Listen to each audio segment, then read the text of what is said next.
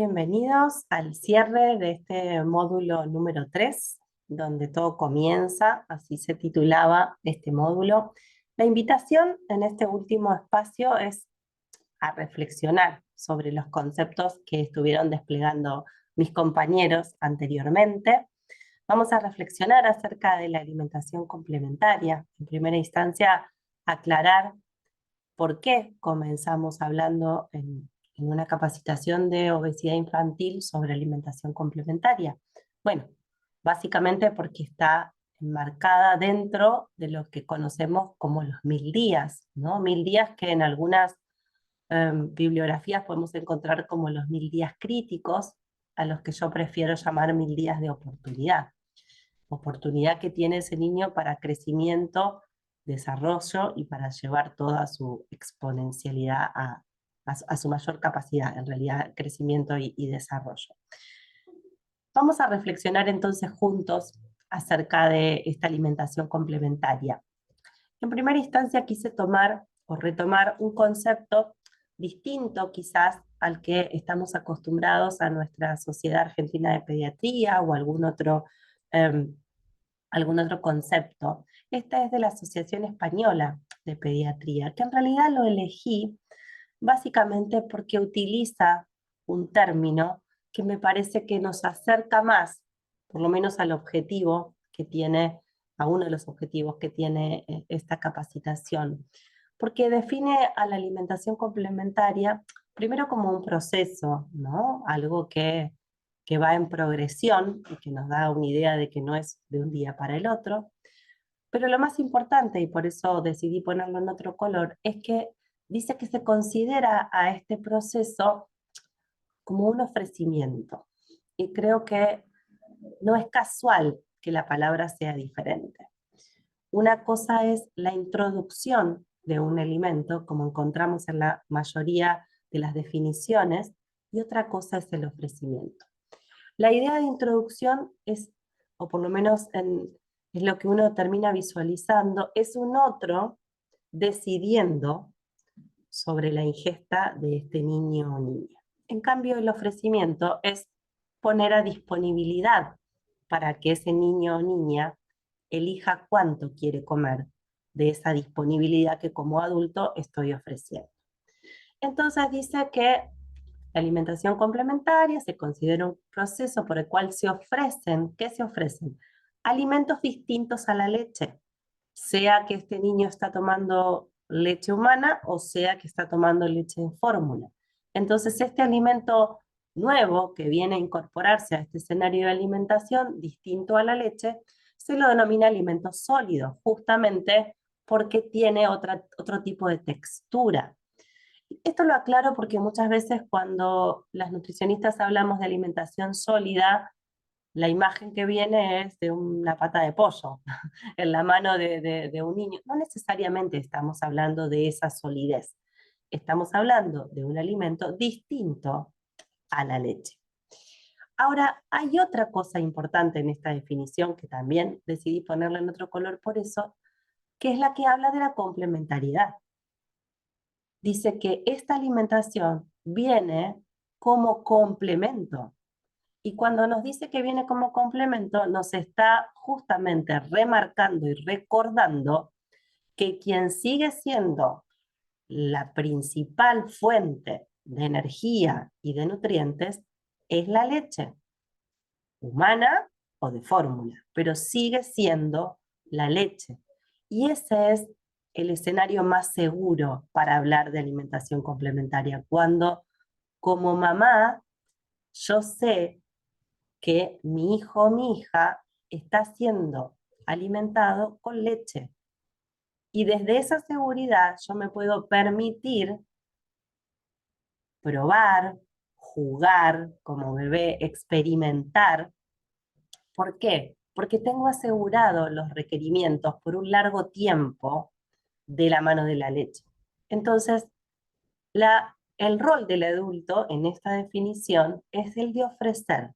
La disponibilidad viene en responsabilidad del adulto. El adulto lo que tiene que hacer es elegir el alimento y ponerlo disponible. ese niño va a tomar ese alimento como complemento cuando logre incorporarlo, porque al principio en realidad lo que el niño va a hacer, como les decía antes, es experimentar con eso nuevo. Es probablemente sea jugar, tocarlo, olerlo. Bueno, un poco ya Caro en la exposición anterior les estuvo comentando esto. Pero vuelvo al concepto de la complementariedad. Es muy importante que entendamos que este escenario nuevo que se viene a incorporar en la alimentación, por lo menos en un escenario de inicio, es complemento, no es sustitución. No es que tengo que dejar de darle la teta para que tenga hambre y de esa manera entonces voy a lograr que coma más alimento sólido en este caso. ¿Por qué no está bueno ese planteo o esa recomendación desde nuestros consultorios? Porque si yo le digo a un niño o a una mamá que deje la leche para después, para que ese niño tenga hambre, estoy confrontando a un niño con un escenario nuevo y probablemente de frustración. Un niño que tiene hambre, que todavía no sabe cómo gestionar un alimento que es distinto al que viene incorporando, bueno, claramente no va a estar en el mejor de los escenarios o con la mejor receptividad para poder incorporarlo. Pero por otro lado, llegado el caso en el que sí pudiese ingerir ese alimento, me gustaría compartir con ustedes cuál es la diferencia entre los requerimientos que ofrece una porción o una ración de ese alimento distinto a la leche versus lo que necesita ese niño y que viene aportándose desde la leche. Fíjense, y ahora en un momentito vamos a volver a eso que acabo de pasar, pero fíjense en esta primera gráfica que tenemos acá. En la primera columna lo que vemos graficado son los requerimientos en calorías. ¿Cuánto necesita un niño de un grupo etario de los 6 a los 8 meses, que es donde está instalada el escenario de alimentación complementaria? Bueno, aproximadamente, autor más, autor menos, entre unos 615, 20, 30 kilocalorías.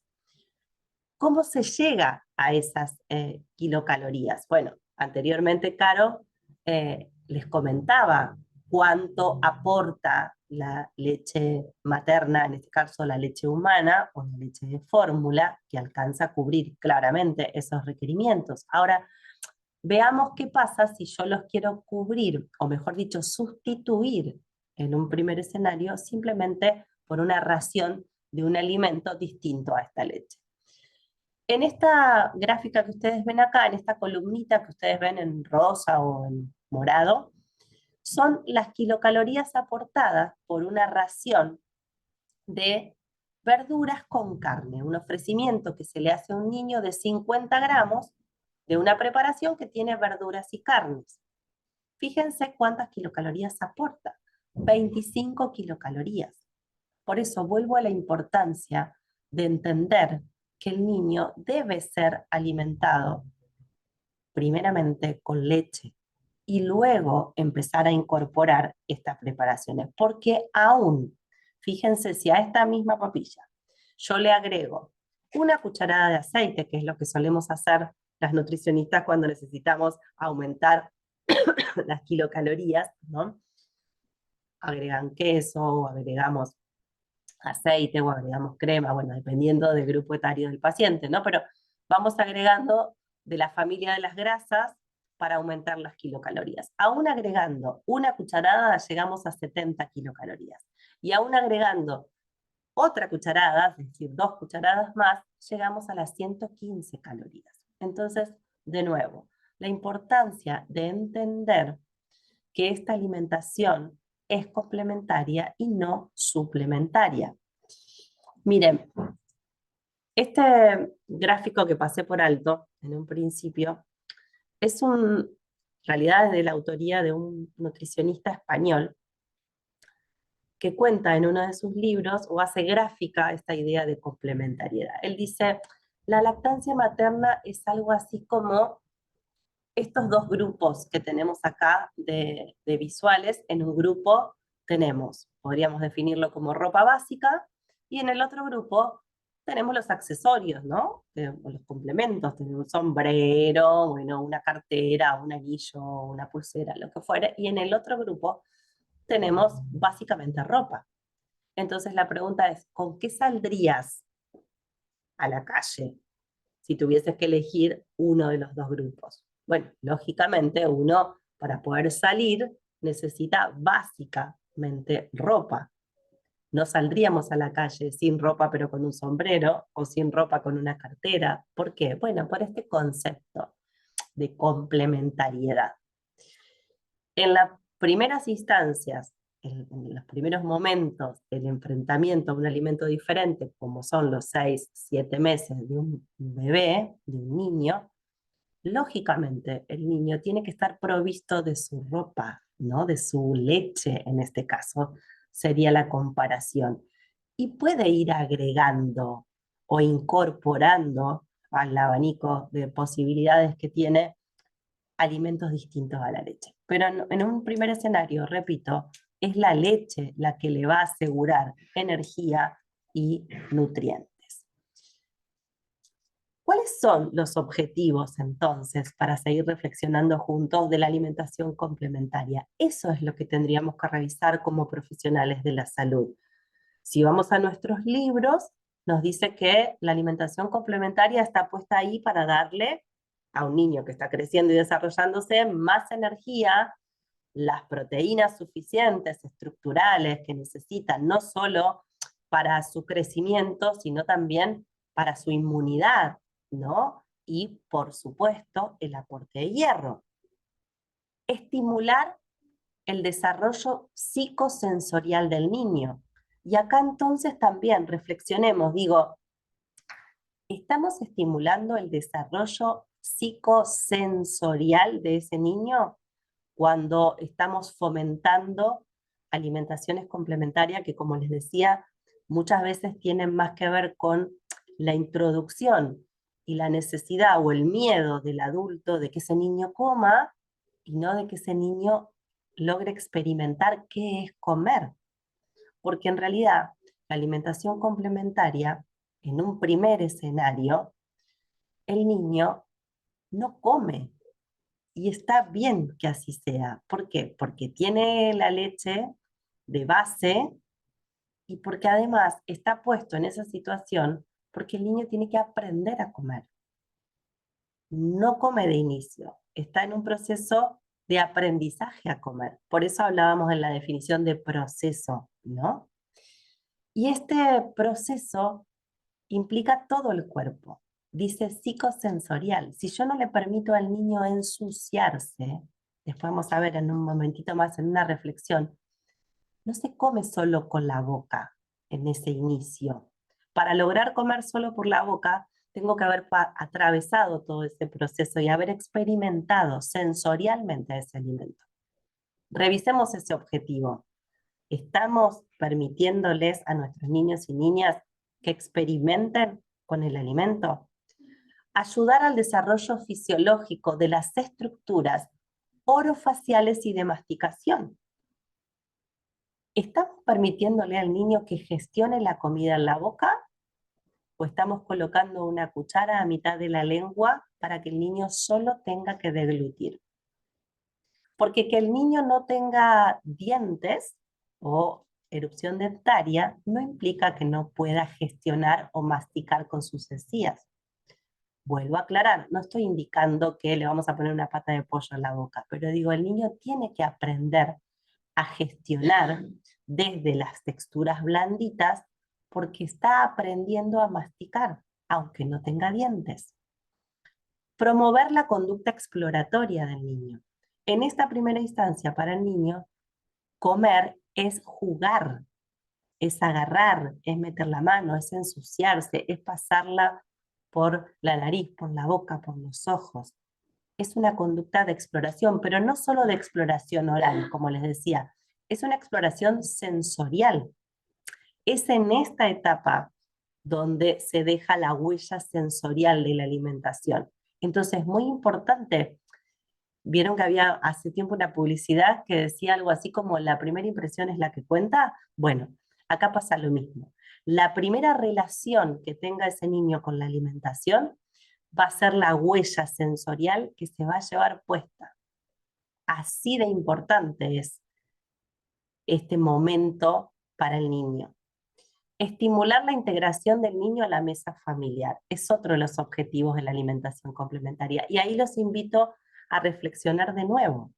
Y esto yo lo hago también en mi consultorio y le hago las preguntas a las familias que vienen a consultar por la alimentación complementaria. Digo, ¿cuándo come ese niño? ¿Dónde come ese niño? ¿Come solito antes de que llegue papá de trabajar o come después que comemos nosotros? Así es el momento para integrarlo al niño a la mesa, porque vamos a ver que el niño también come desde el ejemplo. Entonces me parece que como profesionales de la salud podemos volver a revisar estos objetivos. Por eso yo les ponía ahí abajo, ¿de verdad todo esto se está cumpliendo? ¿Estamos acompañando a las familias para que esto se cumpla? ¿O les estamos diciendo, no, la teta dásela después, no se la des antes, así le agarra hambre, tritúrale todo, dale con la cuchara?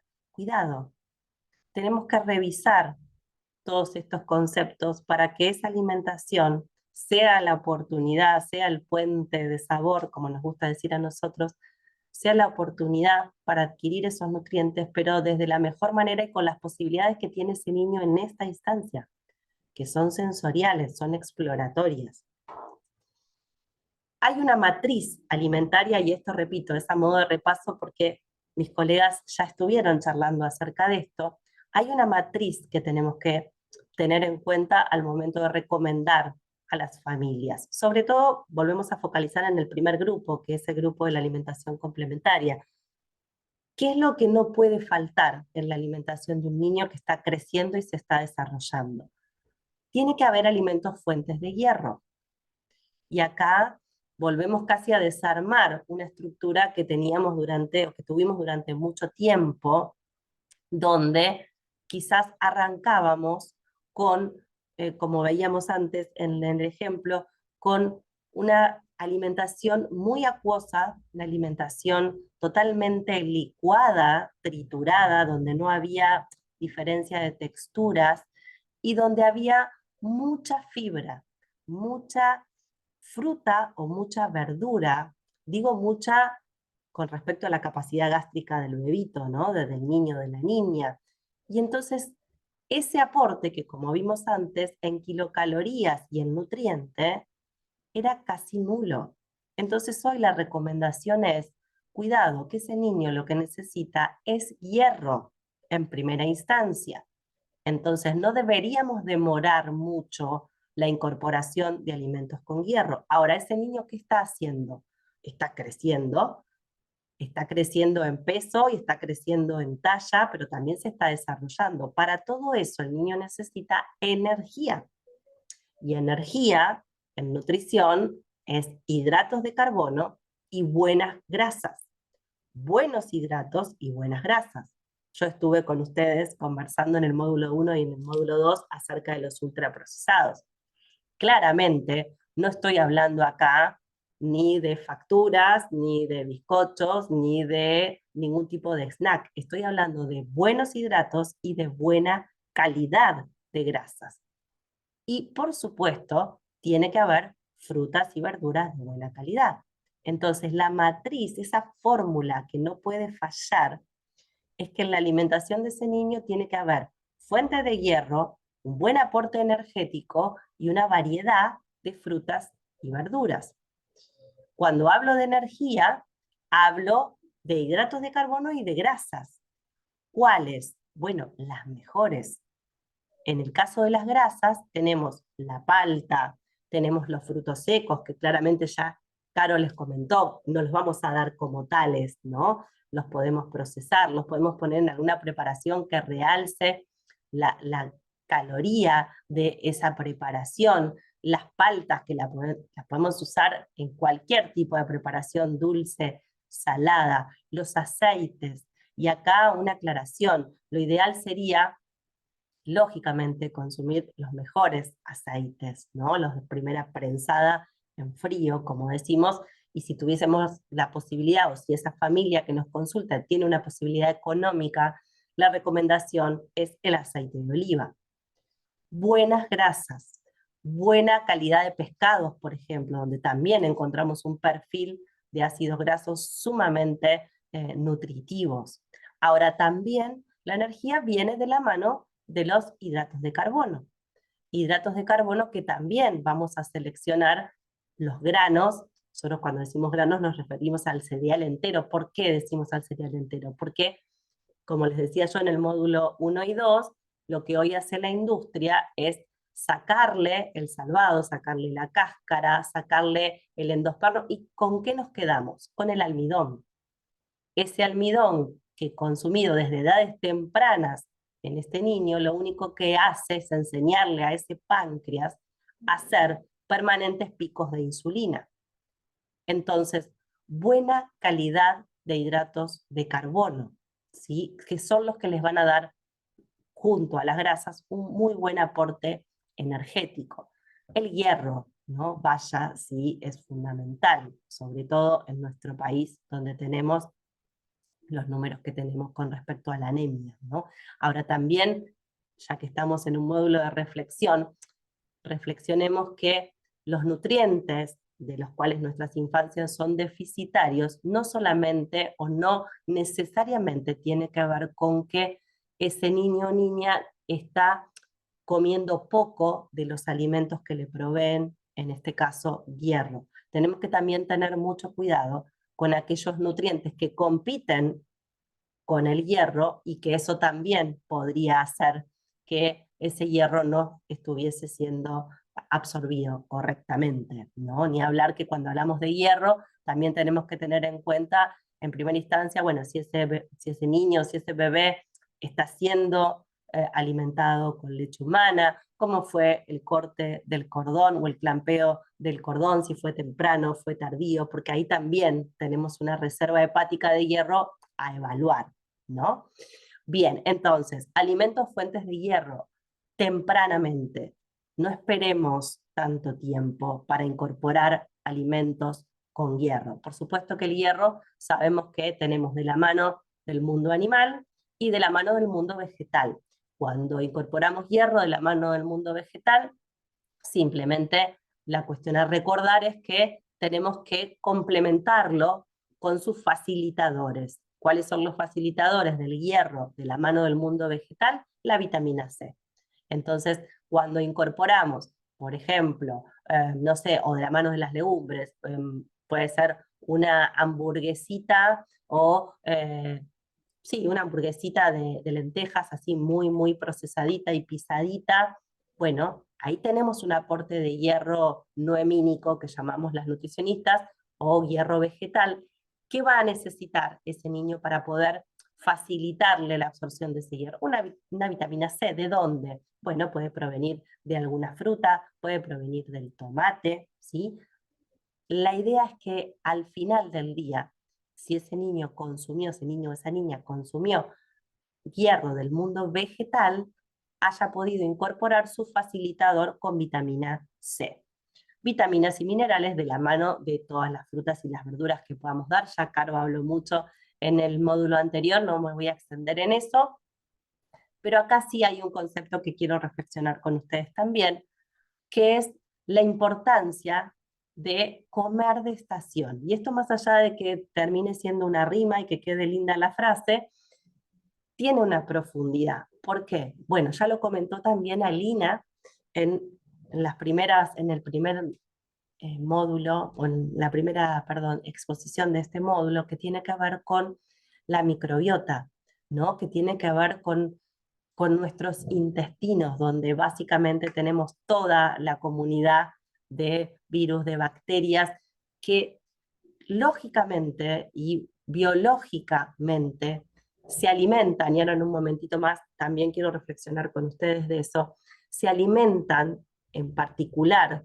de un tipo de nutrientes, pero que acá lo más importante a tener en cuenta es que hay una identidad microbiana, digamos, en algún punto. Quienes vivimos, bueno, yo en este caso estoy en Rosario, quienes vivimos en Rosario tenemos una microbiota particular porque nuestras bacterias y todos los microbios tienen que ver con nuestro ecosistema. Quienes viven en Santa Fe, quienes vivan en Reconquista, en los distintos lugares donde ustedes viven, tienen bacterias. Recuerden que la microbiota no solamente está en el intestino, ¿no? Está en todo el cuerpo, tenemos en el pelo, en la piel. Digo, nuestra identidad microbiana tiene que ver con la región donde vivimos. Y entonces, ¿qué mejor que comer de estación, pero también de región? Y así como les explicaba la región, sucede lo mismo con la estación. ¿Qué es lo que necesitan nuestras bacterias en invierno? Bueno, probablemente vitamina C. ¿Y cuál es el fruto, por ejemplo, para volver al ejemplo de la vitamina C? ¿Cuál es el fruto que se vende en la verdulería? La naranja, los cítricos. Entonces, es tan fácil como eso. Comer de estación. Quienes estamos en consultorio o en una particular, les cuento, bueno, yo hago eso, ¿no? Básicamente cuando las familias vienen a consultarme, de acuerdo al momento en el que vengan a consultarme, bueno, en esta estación los mejores alimentos son estos. ¿Por qué? Porque son de esta estación, son los que crecen en esta estación y por tanto son los que necesita mi cuerpo en este momento. Hoy, con un tema de globalización, lógicamente yo puedo comer alimentos de cualquier parte del mundo y de cualquier tipo de estación, que tampoco lo vamos a prohibir, pero digo, si queremos beneficiarnos de nuestros propios alimentos, tendríamos que elegir los que son de estación y mejor aún si son de región, ¿tá? Porque es lo que necesita nuestra microbiota.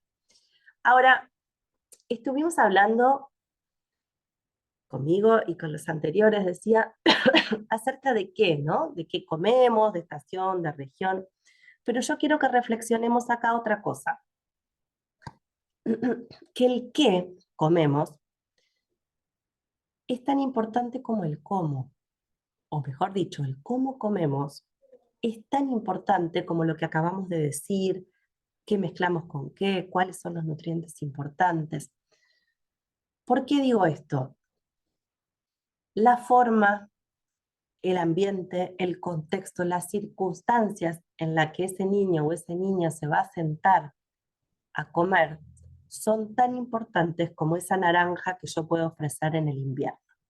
La nutrición depende, en primera medida, de que yo seleccione bien ese alimento. Recordemos que la responsabilidad está en el adulto poniendo disponible el alimento. Entonces, la nutrición, como primera instancia, es qué le estoy ofreciendo, ¿verdad? Pero fundamentalmente también depende del ambiente de ese niño. Y cuando digo ambiente de ese niño, me refiero no solamente a un ambiente climático, digo, hay un ambiente conductual, emocional, que condiciona el acto de comer y que condiciona fisiológicamente el acto de comer. Hay un escenario que puede ser más o menos hostil, en donde el niño o niña, al momento de comer, si ese ambiente no está equilibrado emocionalmente, la secreción de las sustancias que necesitamos para metabolizar ese alimento no se cumplen o se cumplen en forma deficitaria. Entonces, como adultos, podemos ofrecer el mejor plato a ese niño o niña, pero en realidad, si el ambiente es de pelea, de grito, de distracción, de pantalla, de violencia, ese niño va a terminar comiendo, pero no va a terminar metabolizando, o dicho en otras palabras, obteniendo el nutriente que necesita para su cuerpo. Entonces, el cómo come ese niño cobra tan o más importancia que el qué le estoy poniendo en ese plato. Otra cosa muy importante es respetar la coherencia que venimos de la lactancia, que venimos trayendo desde la lactancia, ¿no? Dice, esto de lactancia a demanda o la alimentación a demanda que teníamos en la lactancia no termina cuando termina la lactancia, porque a demanda es respeto por la saciedad de ese niño. Ese niño se soltaba de la teta porque básicamente estaba saciado. Y eso es lo que tiene que seguir pasando en el escenario nuevo de alimentación nueva para ese niño. La ley de demanda tiene que seguir cumpliéndose. La disponibilidad es del adulto, pero es el niño el que elige cuánto de eso que el adulto eligió para que su saciedad sea respetada y reconocida. Esto de la saciedad es muy importante, porque es acá, yo les decía, ventana de oportunidad, es acá donde el niño entiende, aprende qué es sentirse saciado, qué es sentirse lleno con un alimento distinto a la leche. Si yo, como adulto, introduzco alimentos en la boca de ese niño con el criterio de adulto de que, bueno, yo hice esta compoterita y quiero que se termine esta compoterita porque me parece que si no se va a quedar con hambre, que se termine la compoterita y que el niño corre la cara y yo le sigo dando de la compoterita, lo único que le estoy diciendo a esos adipocitos es justamente que no respeten las señales de saciedad, que hay que comer hasta que se termina el plato, más allá de que yo sienta malestar, de que no quiera más. Es lo que le estoy enseñando, es la pérdida del reflejo de no querer comer más. Otra cosa dentro de este cómo comer, que es muy importante y que se aprende desde chiquito, es comer por agradar a otro, por obedecer o por pertenecer. Y acá tenemos el escenario de los cuidadores, mamá, papá, abuela, tía, quien sea, de un poquito más. Mi mamá lo hizo con tanto cariño, un poquito más, ya terminamos, dale, si no me enojo, me pongo triste, que me... El niño termina comiendo no por hambre, sino para quedar bien con esa persona o para que no se enoje esa persona. Y eso, aunque aquí parezca pequeño, se extrapola a la preadolescencia, a la adolescencia y a la adultez, y terminamos después en nuestros propios consultorios hablando de obesidad infantil o de trastornos alimentarios. Las enfermedades crónicas de bajo grado, que son nada más y nada menos que la raíz de las enfermedades crónicas no transmisibles, que son enfermedades inflamatorias, en definitiva de bajo grado, empiezan acá, con estos escenarios no respetuosos. Por supuesto que si a esto yo le sumo lo que decíamos en el módulo 1 y 2, si yo le sumo que los niños están siendo alimentados con productos y no con alimentos, encima le pongo un cómo totalmente distorsionado, bueno, es la mejor tierra para que crezca estas raíces de enfermedades inflamatorias o crónicas de bajo grado. Ahora, cuando hablamos de comer, también tenemos que entender, comentábamos recién, que no se trata solamente de una cuestión de abrir la boca y tragar. Comer es una tarea que implica mucho más que la boca, es una tarea físico, psíquico, y decíamos antes en la definición, sensorial. Es muy complejo para un lactante pasar de tomar leche a incorporar un alimento, por más blandito que sea. Es una tarea compleja. ¿Qué necesita un niño para poder hacer frente a ese escenario nuevo? Una buena respiración, depende también de su sistema circulatorio, que es quien en definitiva se va a hacer de esos nutrientes y los va a llevar al tejido o al órgano que lo necesite. Necesita un sistema endocrino metabólico sano y necesita una microbiota sana. Volvemos al concepto de la microbiota. Entonces, no estamos hablando solo de la boca.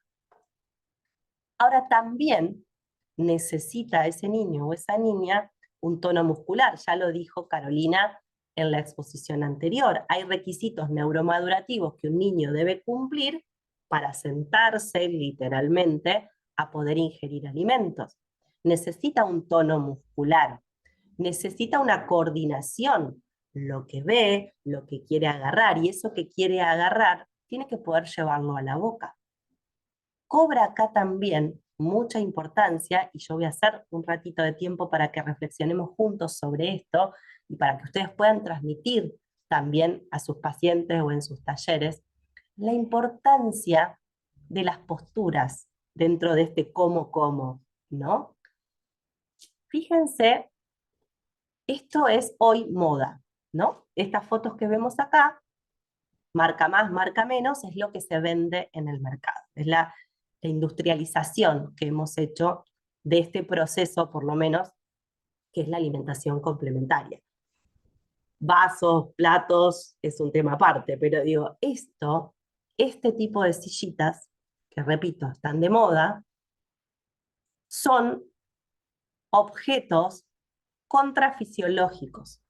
Para comer, un niño tiene que tener una postura, tiene que tener un tono muscular óptimo para que eso que está comiendo pueda ser metabolizado correctamente, aunque a ustedes les parezca mentira. Entonces, ¿cuáles son los errores que tienen estas sillitas que yo les estoy poniendo como ejemplo? En primera instancia, acá lo que podemos ver son, y los invito a ver, son los pies de los niños. En esta primera foto, lo que vemos es un niño sentado con los pies hacia adelante. Yo les invito, y de verdad les pido que cuando terminemos el módulo 3 puedan experimentarlo. Pasar por el cuerpo la experiencia, no se lo olvidan más. Tomen un alimento o tomen una de sus comidas, cualquiera, desayuno, almuerzo, merienda y cena, siéntense en el piso con los pies hacia adelante, como en esta primera foto, y traten de comerse todo ese plato sin cambiar esa posición. Se acalambran los pies, o sea, es una posición sumamente incómoda. El niño está al pendiente de su postura permanentemente porque es una posición rígida, incómoda. Ni hablar, otro desafío si quieren, traten de comer con sus piernas, como está en esta segunda foto, colgando. Largo rato, ¿eh?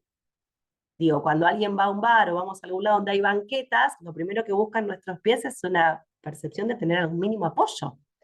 Necesitamos, los niños necesitan tener un apoyo en los pies. La comida no se digiere, no se aprovecha de la misma manera, porque ese niño está al pendiente de una incomodidad. Fíjense, acá tenemos otra imagen u otras imágenes que también deberíamos corregir desde las recomendaciones. Los codos del niño deben estar por encima de su mesita, justamente para tener la libertad del movimiento. En esta primera foto vemos, lógicamente, que el niño no tiene los codos por encima, muy por el contrario, esta es la típica foto, si me permiten, de la introducción de la que yo hablaba. Acá el control es permanente del adulto, el niño está en un formato tan pasivo que tiene los brazos abajo de su mesita. En la segunda foto, ¿qué es lo que vemos? No hay apoyo en los pies, ¿no? En esta foto que vemos acá, es un niño que está con los piecitos colgando. En la tercera foto, bueno, vaya riesgo si lo hay. En la tercera foto tenemos todos los riesgos juntos, que es un asiento hacia atrás, reclinable, y un adulto poniéndole en la boca el alimento a ese niño, en una postura que ese niño tampoco puede gestionar. Justamente el riesgo de atragantamiento más severo es cuando hay un otro colocando la comida casi de prepo en la boca de este niño. ¿Por qué? Porque si ustedes se fijan, cuando le van a dar a un niño con una cuchara o con un objeto, el niño por una cuestión de reflejo hace esto, ¿no? Lleva la cabeza como hacia atrás. Y ahí lo único que hacemos es abrir la vía aérea. En cambio, un niño que gestiona solito su comida hace el movimiento contrario. Cierra la vía aérea porque está con sus manos o con lo que sea.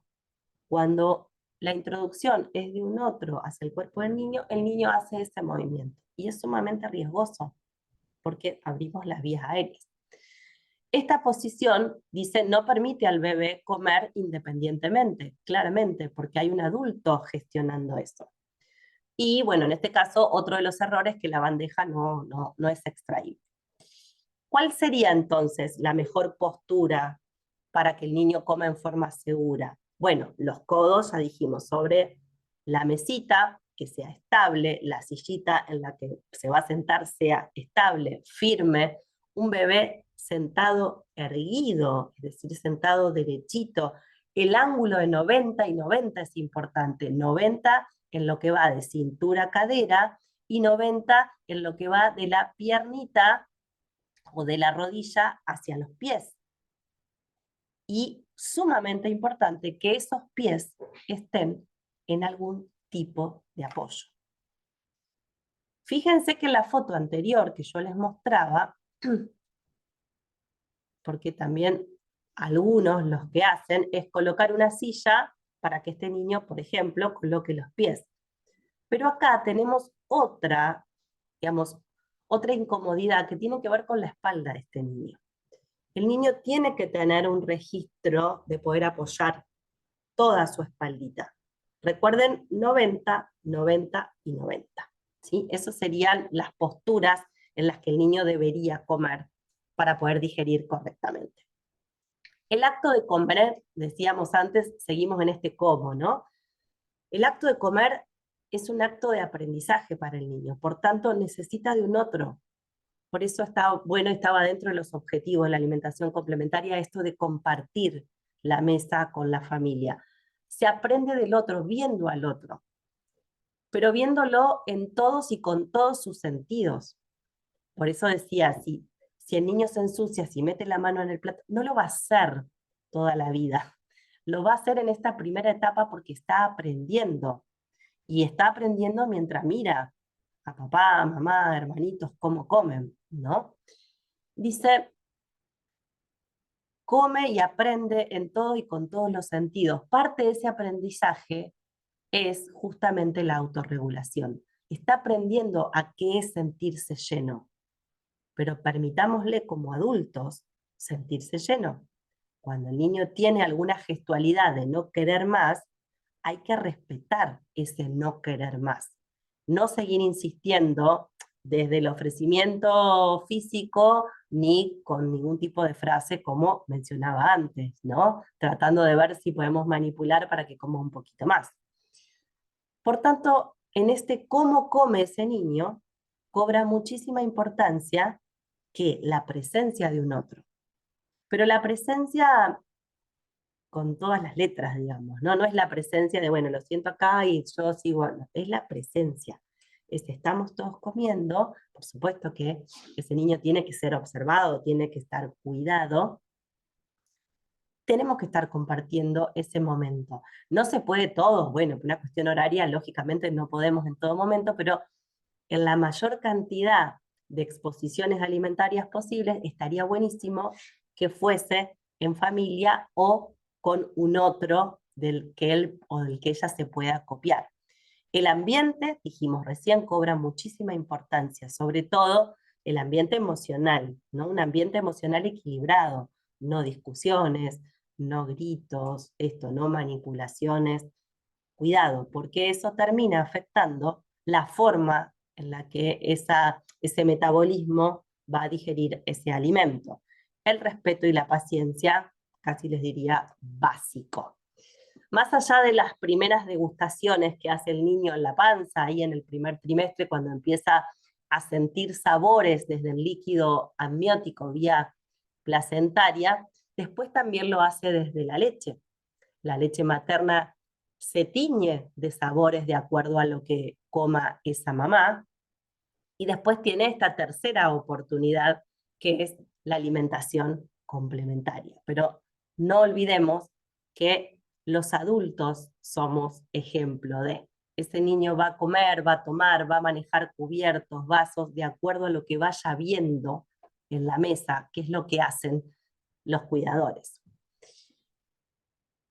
La insistencia genera resistencia, y esto es parte del aprendizaje de la saciedad de ese niño. Si yo no le respeto a ese niño que movió la cara y que no quiso más, o que empezó a tirar al suelo como una señal de no querer más, y yo insisto e insisto, lo que logro es eso, la insistencia genera resistencia de ese niño. Lo peor que nos puede pasar es que esa resistencia se cambie por adaptación. ¿Y a qué costo es la adaptación? Bueno, al costo el que decíamos antes. Bueno, no tengo hambre, pero voy a comer porque mi mamá o mi papá, si no, o mi abuela. Mucho cuidado con eso. Hay que tener muchísima paciencia en la primera etapa de la alimentación complementaria. Sobre todo bajar la expectativa del adulto. El adulto cree que ese niño, como se ensució y no tragó, no está comiendo. Recordémosles a esas familias que nos consultan que la base nutricional todavía y hasta casi el año sigue siendo la leche humana o la leche de fórmula. Tranquilos, si lo tira, si se ensucia, tranquilos, los nutrientes están por el momento asegurados desde la otra vía. No quiero que el niño coma, quiero que el niño descubra qué es comer. Ese es el gran desafío en esta primera etapa. Por supuesto que no va a estar a los 9 meses tirando cosas al piso. Es la primera etapa. Semana más, semana menos, lo que le lleve a cada niño, porque tampoco es un protocolo que podamos medir con una tabla. Eso depende del desarrollo del niño. Hay un crecimiento, pero también hay un desarrollo madurativo. Habrá niños que se demoren un poquito más, niños que sean un poquito más precoces. Más me alejo de la fisiología, más me acerco a la patología. Entonces, cuidado, respetemos la fisiología de ese niño. No destruyamos esas señales que tienen innatas y que traen innatas, porque es lo que después nos sucede de adultos, ¿no? Comemos por cualquier cosa menos por hambre. Son señales que fueron siendo borradas en algún punto. Recordemos que estamos en un escenario de oportunidad. Acá se graban todas las huellas sensoriales y nutricionales que nos llevamos puestos a la adultez. Más me alejo de lo fisiológico, más me acerco a lo patológico. Estamos en un curso de obesidad infantil. Cosecharás tu siembra. Volvemos al tema de reflexionando de la microbiota, ¿no? ¿Quién elige cuando ese niño elige? Bueno, en realidad el niño no está eligiendo desde un capricho. Los niños no eligen por biología, perdón, no eligen por capricho, eligen por biología, porque es su fisiología la que está pidiendo. Fíjense que dice, hablemos de selectividad desde las preferencias heredadas. Esa microbiota es la que está pidiendo tal o cual alimento. La microbiota intestinal, que tenemos todos y por supuesto también los niños, pueden estar ligadas al tipo de alimento que preferimos y viceversa. En definitiva, es esa microbiota la que está pidiendo. Cuando hablamos de microbiota, sabemos que hay una época en la que se siembra la microbiota, que es durante el embarazo. Hay una siembra de ese mundo o de esa identidad microbial. Lógicamente que ese niño se va empapando literalmente a través del parto, por vía vaginal. Si es un niño o una niña que ha nacido por cesárea, tiene la otra oportunidad que es la lactancia materna. Todas son instancias de siembra de identidad microbial que me va a permitir a mí crecer y desarrollarme, pero que también me está dando una preferencia heredada, es decir, lo que yo voy a preferir no tiene solo que ver conmigo, sino con esto que me fui trayendo por esos lugares por los que fui pasando. Es importante la exposición temprana desde la alimentación complementaria ¿a qué? A variedad. Por eso decía que dejamos atrás aquellas papillas licuadas y acuosas que no alimentaban. Hoy la alimentación complementaria es una mesa variada, es un plato con gusto, con textura, con sabores, con colores, con olores. Recordemos que acá se implanta la huella sensorial positiva. Después de los 12 meses o alrededor del año, esto se puede perder, este interés con el que los vemos en las sillitas, apretar, ensuciarse, meterse en la boca, tratar de... Eso después se pierde, pero se pierde también con una lógica fisiológica. porque a los 12 meses se desacelera el crecimiento. ¿Qué indica? ¿Que se frena? No, que ya no va a la misma velocidad. Por tanto, el niño es muy común y muy probable, que de hecho así son nuestras consultas en esa etapa, que los papás vengan y digan, no quiere comer. Pero es porque ahí hay justamente una relación de autorregulación y de escucha a su propio cuerpo. Es su cuerpo el que está desacelerando el crecimiento. Entonces, lógicamente, evaluando en un todo, hay que respetar que ese niño ya no coma, dice la mamá, como comía antes. Y entre los 2 y los 5 años, ya que estamos hablando de primeras infancias, también tener en cuenta que hay una particularidad ahí en la neofobia. Es para otro curso, es para otro tema, es muy largo, pero digo, tampoco patologicemos a todos los niños. Conozcamos cuáles son las etapas, conozcamos digamos, la fisiología, cómo se comporta, para poder acompañar con la mejor información a esas familias que nos consultan. Si yo analizo que la microbiota, esta identidad microbial, la heredo, la traigo, o por lo menos una parte, y esa microbiota que yo heredo de mamá es débil, o está deficitaria, o está desequilibrada, y le sumo una alimentación complementaria como la que tenemos hoy en día, a base de ultraprocesados, bueno, ¿qué es lo que voy a tener? Bueno, lógicamente, una microbiota muy disfuncional, muy diferente. ¿Por qué? Porque hoy nuestros niños están comiendo granos totalmente procesados. Yo les decía, le sacan la cáscara, el endospermo, todo lo más rico en nutrientes y dejan el almidón, le agregan azúcar y azúcar y azúcar y azúcar. Y eso lo único que hace, ese modelo de microbiota heredada, desequilibrada, más alimentación complementaria sumamente ultraprocesada, lo único que hace es alimentar a aquellos microbios que terminan siendo patógenos. Todos conocemos que nuestra microbiota no es que tenemos todas bacterias benéficas, conviven bacterias benéficas y patógenas y así debe ser. El tema es que se mantengan en un equilibrio. Cuando yo lo único que hago es alimentar las bacterias patógenas y terminan superpoblando las patógenas, bueno, lógicamente que entro en estas inflamaciones de bajo grado de las que hablábamos antes, ¿no? Y ya la microbiota deja de ser esa herramienta que teníamos en un principio.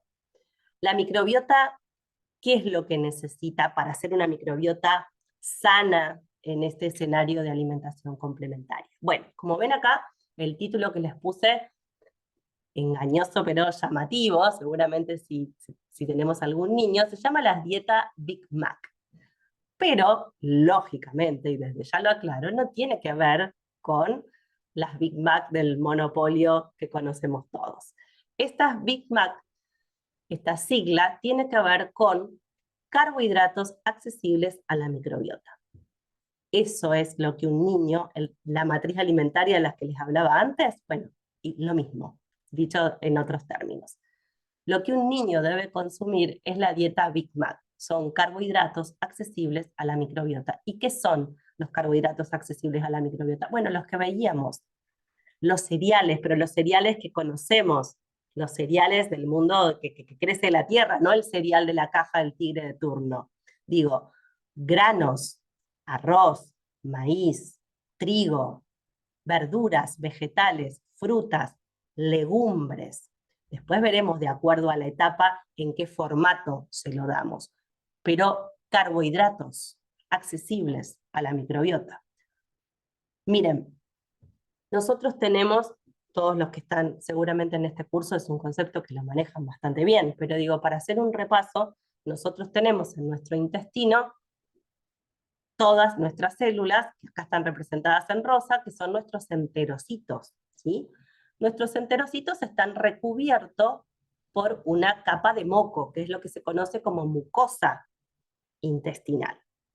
Si no le damos de comer a las bacterias que viven encima de la mucosa intestinal, porque todos tenemos por encima de esa capa de moco una comunidad bacteriana que lo que hace es justamente defendernos, ¿no? Para que no ingrese ningún patógeno o ninguna otra bacteria que siga traspasando las capas intestinales.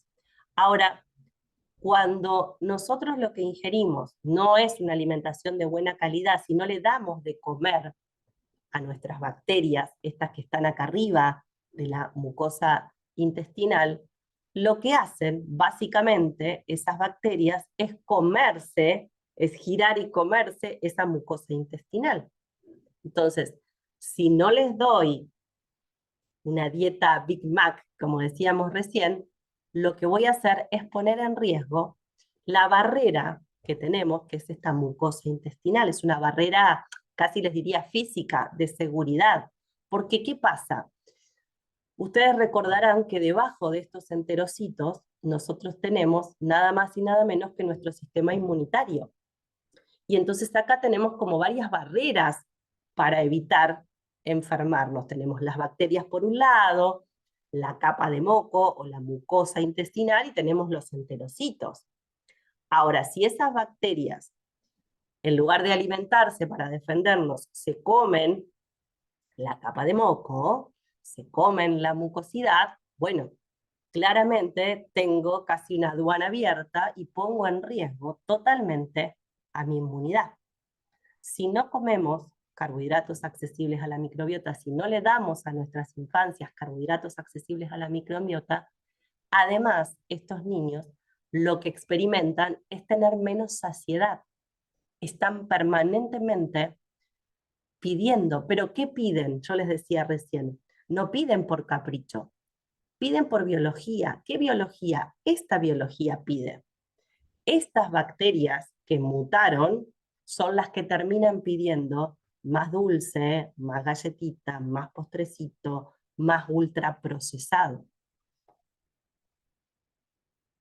¿Cuál es el resultado cuando no comemos o cuando no le damos de comer a nuestros niños o niñas lo que deberían comer? Bueno, tenemos una microbiota totalmente disfuncional, un sistema inmune totalmente en riesgo, y entonces fíjense que ese intestino, de tan protegido que estaba, termina casi a la merced de todas estas bacterias.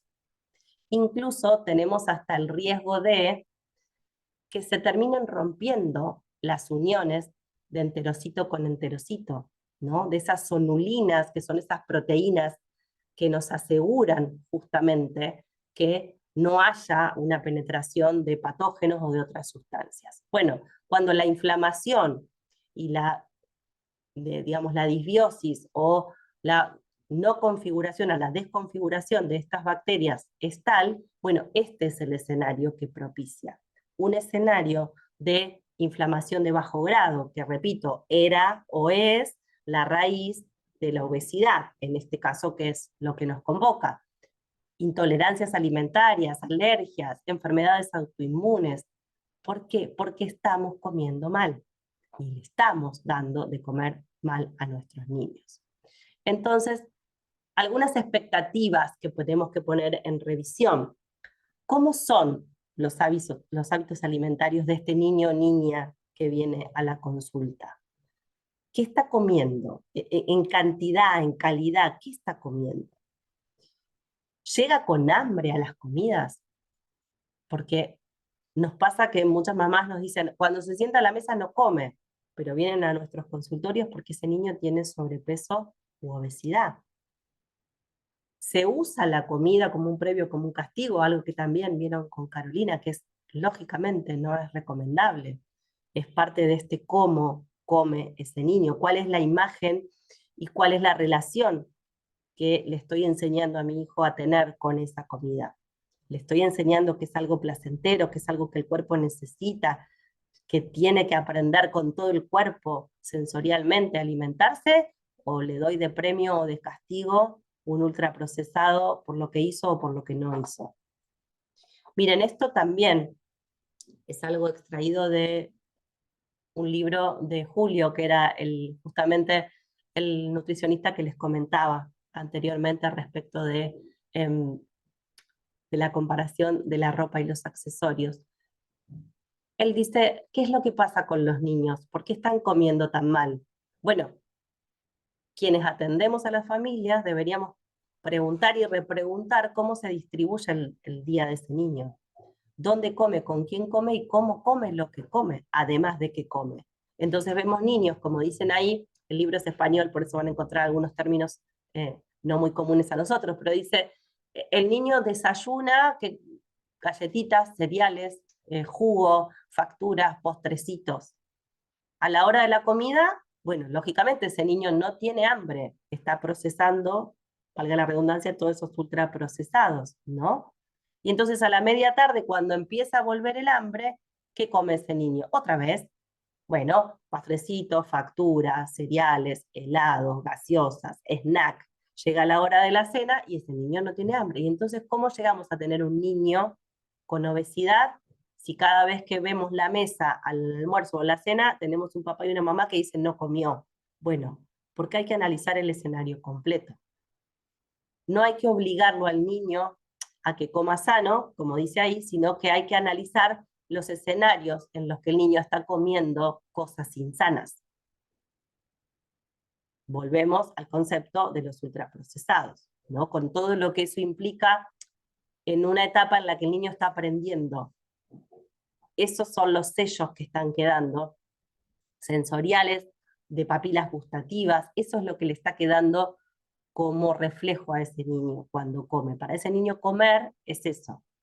El dulce tiene ese umbral, no es una fruta dulce para un niño.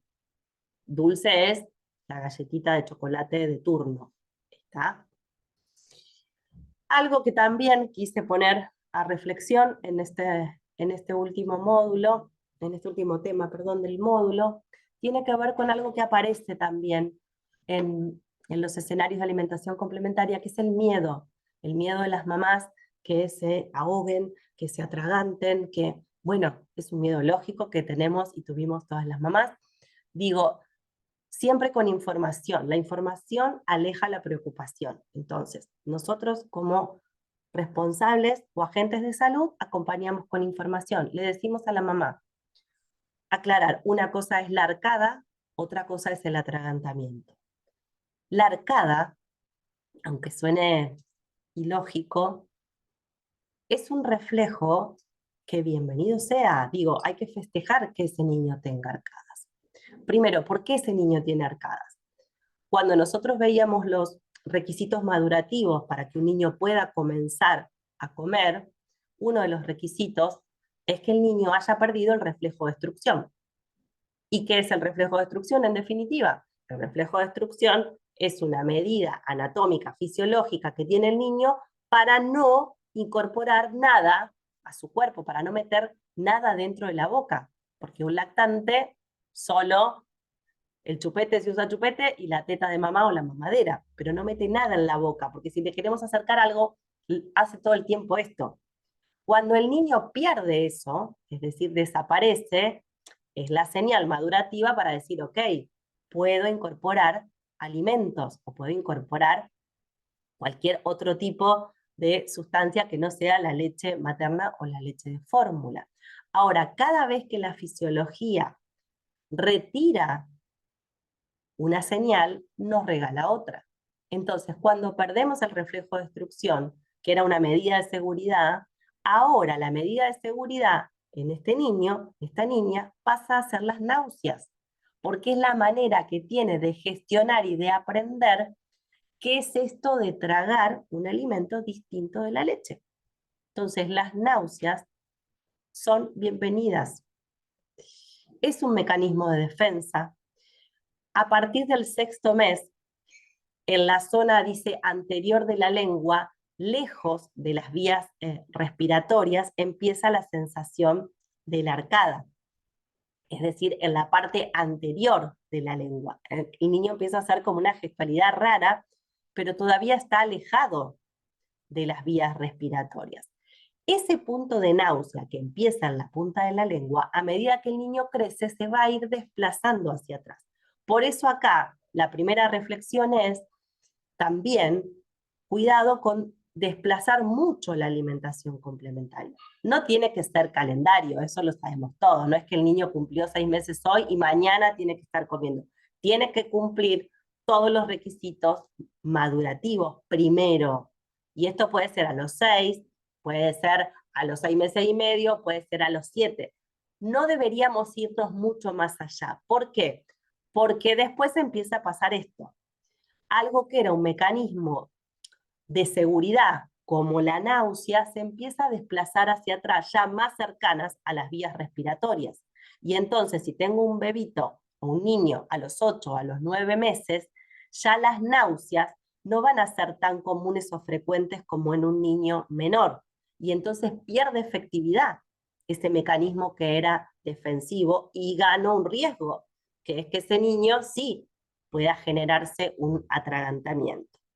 Los bebés que no experimentaron estos sólidos o estos alimentos blandos desde la alimentación complementaria, desde el principio, pierden esa oportunidad de aprendizaje autónomo. Tienden a presentar estos niños que demoran mucho en la alimentación complementaria, sobre todo que demoran la gestión del sólido en la boca, del blando en la boca, como decíamos antes, del que pueda pasar de un cachetito al otro lo que tiene en la boca. Si yo demoro mucho ese aprendizaje, bueno, puedo tener más problemas de atragantamiento. ¿Por qué? Bueno, porque no está acostumbrado y por otro lado, porque ese reflejo de náusea se fue corriendo hacia atrás. ¿Tá? A los 8 o a los 9 meses, el niño ya tiene que estar comiendo sólidos. Para esto tiene que haber ido atravesando. Hay otra cuestión que quería comentarles y por eso puse acá la foto, algo ya lo comenté anteriormente, hablando de miedos, de atragantamientos y demás. Esta foto que yo les puse acá es la foto que mayor riesgo tiene de atragantamiento, que es cuando le doy de comer a un niño que no está con una actitud de querer comer, quizás si yo estoy colocando ese alimento, y por otro lado es la apertura de la vía aérea. Es un niño haciendo esto. ¿Cómo evito ese riesgo? Permitiéndole al niño que gestione su propio alimento. Es parte de la huella sensorial, es parte del aprender a comer. No nos tiene que dar miedo. Siempre el niño que aprende a comer tiene que estar con un adulto de referencia, por supuesto. El niño puede comer solo, pero nunca en soledad. Siempre tiene que haber un adulto de referencia. Y en todo caso, si a mamá, a papá o a la abuela le da miedo que ese niño trate de gestionar solo su comida, podemos estar acompañando o apoyando con una cuchara, si queremos, pero tenemos que permitirle a ese niño que toque la cuchara, que la agarre, que la redireccione o que no la quiera, o que gire la cara. Lo ideal sería, de nuevo, que le permitamos con todos los sentidos poder incorporar esos alimentos. Ahora, como digo una cosa, quiero hacerles otra aclaración. En esta etapa, en la etapa en la que pierde el reflejo de destrucción, como agentes de salud, tenemos la responsabilidad de enviar a todas las familias que vengan a consultarnos a hacer un curso de desobstrucción de las vías aéreas superiores. ¿Porque va a empezar a comer? No, no solamente porque va a empezar a comer, es porque ahora tiene habilitada la entrada en la boca de cualquier objeto.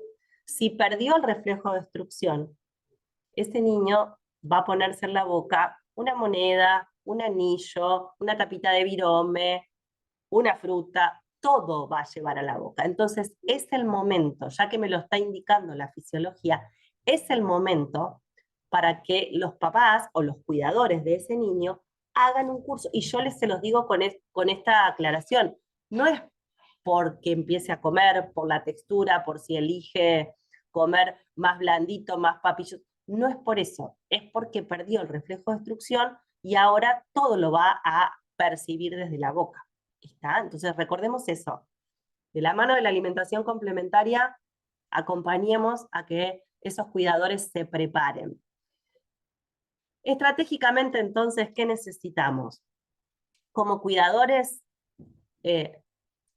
de esos niños, ya sea como referentes de salud, en este caso acompañando a las familias, la responsabilidad de esa familia es la disponibilidad. El adulto siempre pone disponible. Y en esa responsabilidad, ¿qué es? Seleccionar buenos alimentos, ¿no? De los que hablamos en el módulo 1 y 2. Ofrecer alimentos frescos, comidas simples, caseras. No necesitamos hacer la comida para el bebé. Si tenemos una buena alimentación en casa, cualquier comida de la que preparamos se puede adaptar simplemente con sacar algunos ingredientes y puede comer ese niño, debería poder comer de lo mismo que comemos nosotros. Generar un ambiente con propósito. ¿Qué es un ambiente con propósito? Generar un ambiente de comensalidad. La mesa no tiene que ser un comedero, tiene que ser un espacio de comensalidad. Tiene que ser un espacio en donde uno disfrute la comida, los adultos y el niño que está aprendiendo, ¿sí? Sin distracciones, sin pantalla, ya van a ver en otros módulos, van a ver el tema de pantallas, pero es muy importante, sobre todo hoy que están muy instaladas, la pantalla inhibe la señal de saciedad. Entonces ese niño puede estar comiendo, hay de hecho imágenes tremendas, si uno googlea hay imágenes tremendas de niños, como veíamos ahí, con las patitas colgando, sentados frente a una tele. Y la mamá te dice, sí, porque es la única manera en que se lo come todo, si no, no lo...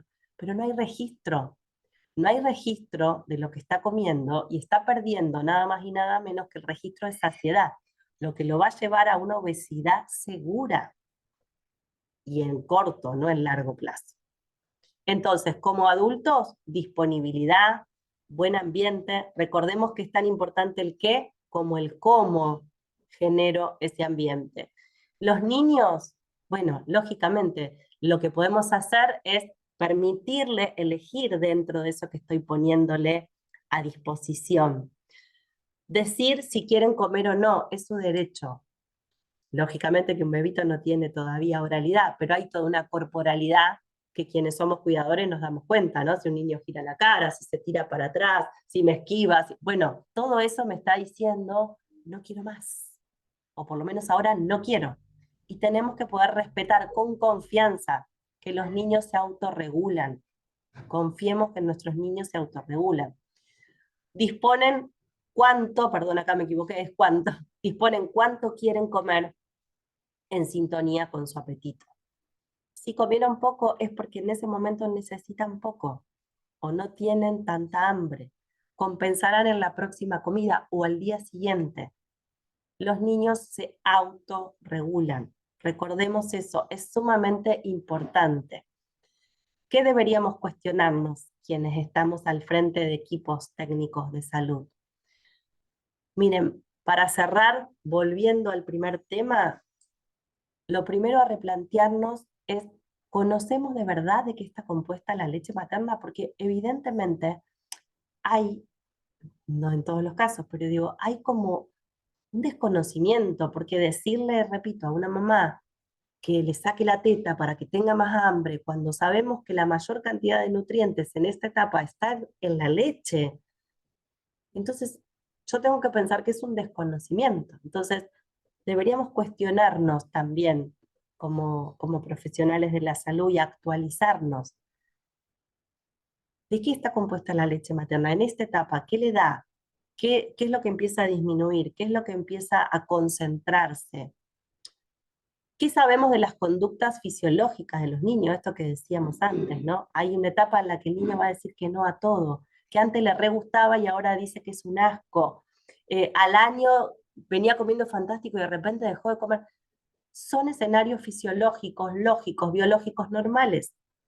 No hay que patologizar, porque de la mano de ese escenario, patologizando, agregamos suplementos, las nutricionistas le agregamos kilocaloría, enriquecemos, y lo único que logramos es una inflamación de bajo grado que nos da como resultado una obesidad infantil.